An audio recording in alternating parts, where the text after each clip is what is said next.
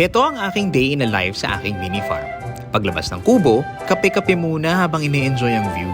Nagkalat ang marigold dito. May orange, may yellow. Ba? Nanganak na rin yung air plants ko.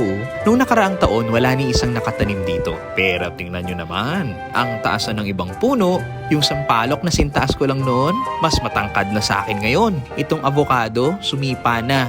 Seedless yan ha. Sana lumaki ka pa pero usog. Tapos, sa greenhouse, happy yarn. Yung mga cherry tomatoes, di pa rin namumulaklak sa... Yun namang matatandang habanero at reaper, naghihingalo na. Pero nakaredy na mga papalit sa kanila. Itong pipino, kahit gusto ko na, pero ayaw pa rin mamatay, hehe. Ayan, namumulaklak at namumunga pa rin. Yung mga pechay, malalaki na ang punla, pero di pa rin na ililipat. Wait lang po. Itong basil, ready na ilipat. Itong mga siling tingala, konti pa. Marami pa yung sibol actually. Hehe. Ginto pa naman ngayon ang mga sili dahil mahirap magpabunga dahil sa sunod-sunod na pag-ulan. Pero itong siling haba namin, mahigit isang taon na, ayaw pa rin tumigil mamunga. Yang kamoting baging naman nakatabi, binunot na yan, nabuhay na naman. Resilient eh. After magikot, ang tambyola naman ang pinapaikot. Charot lang.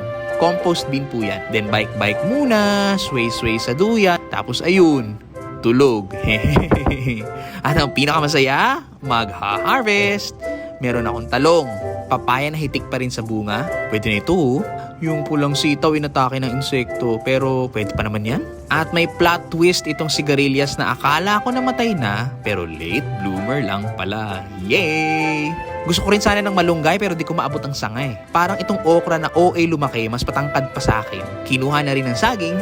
Pero don't worry, may mga nakareserba pa. At ang mga bagong tanim, nabuhay na. Yung dragon fruit di pa hinog, sayang.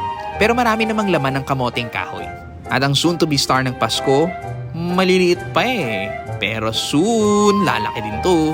Mahirap at matagal man, tiyaga-tiyaga lang. Dahil sabi nga, kapag may itinanim, merong aanihin. Hanggang sa susunod, bye-bye!